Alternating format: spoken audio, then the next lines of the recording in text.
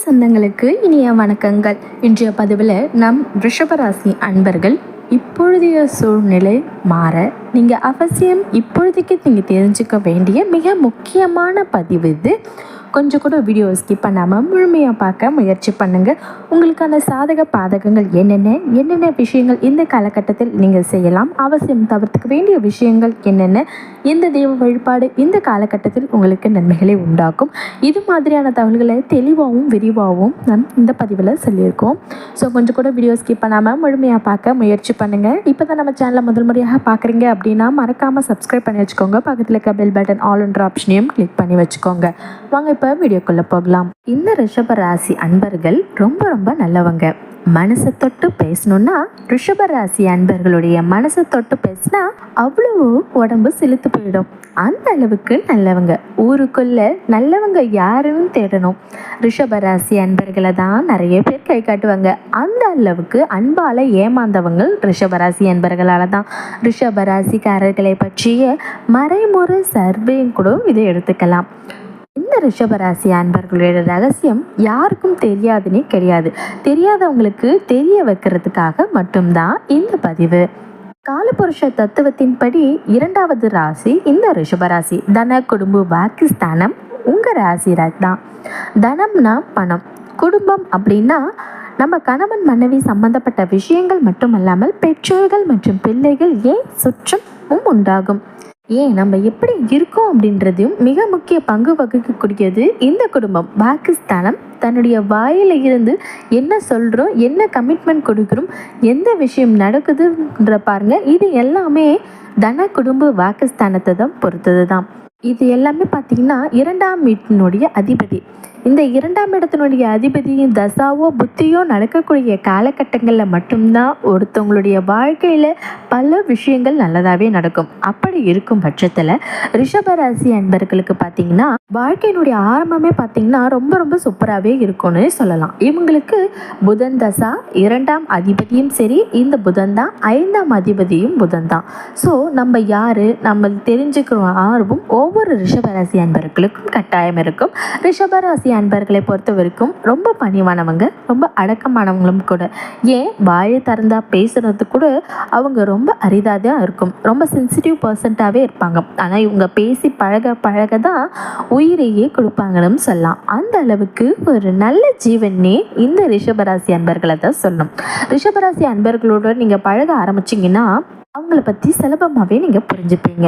உங்கள் வாழ்க்கையில் நல்லது நடக்க ஆரம்பிச்சிருச்சு நீங்கள் நம்பலாம். உணர்ச்சி வசப்படக்கூடிய ராசியில் ரிஷபராசியும் ஒருவர் தான். இது மட்டும் இல்லாமல் இந்த உணர்ச்சி வசத்தின் மூலமாக நிறைய பல முடிவுகளும் திடீர்னு இவங்க எடுக்கக்கூடியவங்க தான். ஆனால் அந்த முடிவுகளையும் ஜெயிச்சிருவாங்களா அப்படின்னு பார்த்தா பெருசாக ஜெயிக்க மாட்டாங்க. இருந்தாலுமே உணர்ச்சி வசப்படக்கூடிய தன்மையினால சில இடங்களில் தோல்விகளையும் இவங்க செஞ்சு வச்சுப்பாங்க. ரிஷபராசியை பொறுத்த வரைக்கும் மனசில் ஏதாவது ஒரு எண்ணம் ஓடிக்கிட்டே தான் இருக்கும். ரொம்ப ஸ்ட்ரெயிட் ஃபார்வர்டாகவே இருப்பாங்க. இடம் பொருள் இவங்க பார்க்க மாட்டாங்க. ஒரு விஷயம் பிடிக்கலன்னே சொல்லுவாங்க. பிடிச்சா அது யாருக்கும் யோசிக்காமல் செஞ்சுருவாங்க. அதே சமயத்தில் தன்னுடைய பேச்சுக்கு மரியாதை இருக்கா, தனக்கு இம்பார்ட்டன்ஸ் கொடுக்குறாங்களா அப்படின்ற சில விஷயங்களை இவங்க பார்ப்பாங்க. ரிஷபராசியை பொறுத்த வரைக்கும் பார்த்தீங்கன்னா ஒரு இடத்துல 4 பேர் பேசிட்டு இருக்காங்கன்னா அந்த 4 பேருடைய பேச்சையும் கேட்கும் திறன் அப்படின்றது ரிஷபராசி அன்பர்களுக்கு இருக்கும். இப்போ நம்ம கிட்ட பேசுகிறாங்கன்னா அதை கேட்டுட்டு இருப்போம், பதில் பேசுவோம். இன்னொருத்தவங்க அதை கேட்டால் என்னங்க நீங்கள் பேசுகிறது புரியலன்னு சொல்லுவோம் இல்லையா? அப்படி கிடையாது. அதே நேரத்தில் 4 அல்லது 3 பேர் பேசுறது கேட்டு உள்வாங்கிக்கிட்டு பதில் சொல்லக்கூடிய அமைப்பு ரிஷபராசி அன்பர்களுக்கு மட்டும்தான் இருக்குது. யாரையும் ரொம்ப நம்பி இருக்க மாட்டாங்க. அதாவது ஒரு விஷயத்தை பற்றி முழுசாக தெரிஞ்சுக்கணும், ஒரு பர்ஃபெக்ட் நாலேஜ் அந்த விஷயத்தில் இருக்கணும்ன்ட்டு நினைப்பாங்க. நல்ல நாலேஜ் இருக்கும். அதே சமயத்தில் அடுத்தவங்க நம்மளுக்கு ஹெல்ப் பண்ணுவாங்க. அடுத்தவங்க வண்டியில் நம்ம ட்ராவல் பண்ணலாம், அடுத்தவங்க மூலமாக நம்ம வாழலாம், அடுத்தவங்களுடைய காசை நம்பி இருக்கலாம் அப்படின்ற எண்ணம் இருக்கவே இருக்காது. ரிஷபராசியில் ஆண்கள் பிறந்தாலும் சரி, பெண்கள் பிறந்தாலும் சரி, குடும்பத்துக்கு லாபம் தான். ஒரு ரோகிணி நட்சத்திரமாக பிறந்துட்டா தாய் மாமனுக்கு ப்ராப்ளம் அப்படியெல்லாம் கிடையவே கிடையாது. இருந்தாலும் ரிஷபராசியில் பிறக்கும் பெண்கள் அப்படின்றது தன்னுடைய முயற்சி தன்னுடைய டெவலப்மெண்ட் அப்படியே தாண்டி குடும்பத்தின் வளர்ச்சிக்காகவும் குடும்பத்தினுடைய டெவலப்மெண்ட்காகவும் ரொம்பவே முக்கியத்துவம் கொடுப்பாங்க. எப்படியாவது முடிஞ்ச வரைக்கும் குடும்பத்தை மேலே கொண்டு வந்துடணும், குடும்பத்தை அடுத்த ஸ்டெப்புக்கு கொண்டுட்டு வரணும் நினைக்கிற அவங்களுடைய பக்குவமும் அவங்களுடைய தன்னலம் இல்லாத ஒரு ரொம்ப நல்லாவே இருக்கும். நீங்கள் நினைக்கலாம் ரிஷப ராசிக்கு சுக்கிரன் தான் அதிபதி, நான் ஹஸ்பண்டாவோ ஒய்ஃபாவோ இருக்கேன், எனக்கு துலாம் ராசி, எனக்கும் சுக்கிரம் தான் அதிபதி, ஆனால் எனக்கும் என் ஒய்ஃபுக்கும் சரி இல்லை என் ஹஸ்பண்டுக்கும் சரி பொருந்தவே மாட்டேங்கின்றது அப்படின்னா ரிஷபத்திற்கும் துலாமுக்கும் பெருசாக ஒத்து போகாது. 2 பேருக்கும் ஒரே கிரகம் தான், இந்த சுக்கிரன் தான் அதிபதி. ஆனாலுமே ரிஷபத்திற்கு 6ஆம் வீடு பார்த்திங்கன்னா துலாம், அப்போ 2 பேருக்கும் பெருசாக ஒத்து போகாது. அதே மாதிரி பார்த்திங்கன்னா ரிஷபத்துக்கும் தனுசுக்கும் ஒத்து போகாது. உங்களுக்கு அஷ்டமம் 8ஆம் இடம் தனுசு. என்னதான் நீங்கள் உயிரையே கொடுத்தாலும் சரி 2 ராசிகள் உங்களுக்கு திருமண வாழ்க்கையில் சேர்ந்தால் என்றைக்குமே பெருசாக சந்தோஷமாக இருக்காது. இதுதான் உண்மை. நம்மளுக்கு ஒரு விஷயம் தெரிஞ்சால் அடுத்தவங்க முன்னேறத்துக்கு உண்டான வழிமுறைகளை நம்ம சொல்லுவோம்னா கண்டிப்பாக சொல்லுவோம் இல்லையா? அப்படி சொல்கிறவங்க தான் இந்த ரிஷபராசி அன்பர்களாக தான் இருப்பாங்க. தான் எப்படி வளர்ந்தும் எந்த வழியில் பிரச்சனைகள் வந்தது, எப்படி போனால் அது கரெக்டான ரூட்டு, எது பெஸ்ட்டு ரூட்டு அப்படின்னு அடுத்தவங்களுக்கு நம்ம சொல்லி கை தூக்கி விடக்கூடிய ராசி தான் இந்த ரிஷபராசி. தன்னால் மட்டுமே வாழ்க்கை, தான் மட்டுமே ஒரு ஆஃபீஸில் உட்காந்துட்டு இருக்கணும், தான் மட்டும்தான் எல்லா விஷயத்தையும் தெரிஞ்சு வச்சுக்கணும், நமக்கு மட்டும்தான் பாஸ்வேர்ட் தெரியும், நமக்கு தான் எல்லா விஷயத்தையும் தெரியும், நம்ம அதை வச்சு தான் நம்ம எல்லாமே வாழணும்ன்ட்டு நினைக்க மாட்டாங்க. தனக்கு தெரிஞ்ச வழிமுறைகளை அடுத்தவங்களுக்கு உதவி செய்வாங்க, வேலை வாய்ப்பு அடுத்தவங்களுக்கு வாங்கி கொடுப்பாங்க, ப்ரமோஷன் வாங்கிறதுக்கு உதவிகரமாக இருப்பாங்க, பதவி உயர்வுக்கான வழிமுறைகளை ஏற்படுத்தியும் கொடுப்பாங்க. என்னென்ன விஷயங்களில் தன்னுடைய லிமிட்டில் நியாயமாக நம்ம செய்ய முடியுமோ அனைத்தையுமே இவங்க செய்வாங்க. சொல்லப்போனால் காதல் திருமணங்கள் அதிகமாக செய்து வைக்கக்கூடிய முதல் நபர் யாருன்னா ரிஷபராசி அன்பர்கள் தான். இன்னொரு விஷயம், எவ்வளோ புகழ்ந்தாலுமே ரொம்ப டார்ச்சர் பண்ணக்கூடிய நபர். ஒரு விஷயம் ஸ்ட்ரெயிட் ஃபார்வர்டாக நிற்கணும்னு நினச்சாங்கன்னா ரிஷபராசியில் ஒரு கலெக்டரோ ஒரு ஐபிஎஸோ ஒரு டாக்டரோ இருக்காங்களோ வச்சுக்கோங்களேன், அவங்களுக்கு ஒரு விஷயம் பிடிக்கலைன்னா எதிர்க்க நிற்கிறவங்க யாராக இருந்தாலும் சரி அவங்க சொன்னது தான் செய்யணும்ன்ட்டு செய்வாங்க. அதே நேரத்தில் தனக்கு ஒரு விஷயம் பிடிச்சிட்டா இறங்கியும் போவாங்க. பிடிக்கலைன்னா அந்த இடத்துல நின்று எதை பண்ணணுமோ அதை மட்டும்தான் பண்ணுவாங்க, அது செய்யணும்னு நினச்சதை மட்டும் தான் பண்ணுவாங்க. இதுதான் வாழ்க்கை, இப்படி தான் இருக்கணும் அப்படின்றது தான் இருப்பாங்க. அது கரெக்டாக ஆணித்தனமாக ஒரு விஷயத்தை பேசக்கூடிய நபர்கள் யாருன்னா இந்த ரிஷபராசி அன்பர்கள் தான். பொசிஷனஸ் இவங்களுக்கு ஹஸ்பண்டோ இல்லை தன்னுடைய மனைவியோ அப்படி அப்படின்ட்டு ஒரு பொசிசிவ்னஸ் சொல்லுவாங்க இல்லையா, அது குழந்தையிலிருந்தே இருக்கக்கூடிய ராசி தான் இந்த ரிஷபராசி அன்பர்கள். கோபமும் சற்று அதிகமாக இருக்கக்கூடிய ராசி தான் ரிஷபராசி. கேள்விகள் அதிகம் கேட்கக்கூடிய ராசிக்காரர்களும் ரிஷபராசிக்காரர்கள் தான். அதிக தூரம் பயணம் செய்யக்கூடியவர்களும் ரிஷபராசி அன்பர்கள் தான். அதே நேரத்தில் பார்த்திங்கன்னா மனசுக்குள்ளே நிறைய விஷயங்களை போட்டுட்டு ரொம்பவே கவலைப்படக்கூடியவர்களாகவும் இருப்பாங்க.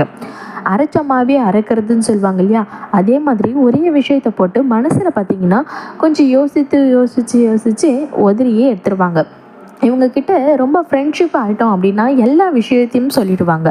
ஆனால் ஒருத்தவங்களை பிடிச்சி போச்சு அப்படின்னா அவங்களுக்காக தன்னுடைய கேரக்டரை கூட மாற்றிக்கக்கூடிய நபர்னா ரிஷபராசி அன்பர்கள் தான்.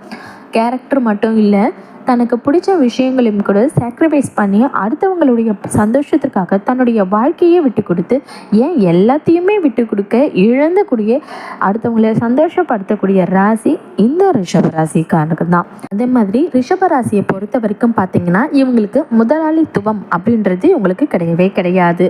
நல்லா உழைப்பாங்க, நல்லா கஷ்டப்படுவாங்க. கொஞ்சம் கொஞ்சமாக தான் இவங்க டெவலப் ஆகி முதலாளி ஆவாங்களே தவிர டைரக்டாக இவங்க முதலாளி ஆகிறதுக்கான அமைப்பு இவங்களுக்கு கொஞ்சம் கம்மி தான். உழைப்பு அதிகமாக இருக்கும், உண்மை அதிகமாக இருக்கும், நேர்மையும் அதிகமாக இருக்கும். அதே நேரத்தில் வாக்கு சொல் இவங்களுக்கு ரொம்ப சூடாகவே இருக்கும். எந்த விஷயம் செய்கிறதாக இருந்தாலும் சரி, எந்த விஷயம் செய்யறதாக இருந்தாலும் நேரம் காலம் உங்களுக்கு ரொம்ப ரொம்ப முக்கியம்.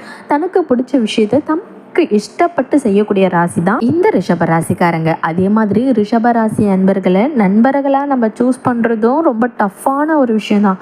ஏன்னா அவங்கள ஹேண்டில் பண்ணுறதே ரொம்ப பெரிய விஷயம். அவங்கள ஹேண்டில் பண்ணணுன்னா நம்ம புதுசாக ஒரு கோர்ஸே படிக்கணுன்னே சொல்லலாம். நம்ம கோர்ஸ் படித்தா மட்டும்தான் அவங்கள ஹேண்டில் பண்ணவே முடியும். இவங்ககிட்ட சில தேவையில்லாத குணங்களும் இருக்குது.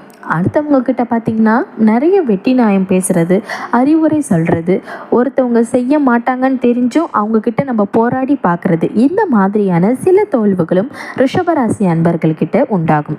அடுத்தவங்களுடைய மனம் நிகழும்படியான இந்த சில சம்பவங்கள் ஏற்படுத்தும். ஒன்று சொல்ல போனோன்னா, அடுத்தவங்களுக்கு பிடிச்ச விஷயம் அதை நல்ல ஞாபகம் வச்சு செய்யக்கூடிய அமைப்பு இவங்களுக்கு இருக்கும். ஒரு இடத்துல பார்த்திங்கன்னா சரசரன்ட்டு முன்னேறதும் மேலிடத்துக்கு வருவதும் ரிஷபராசி அன்பர்களால் மட்டும்தான் முடியும்.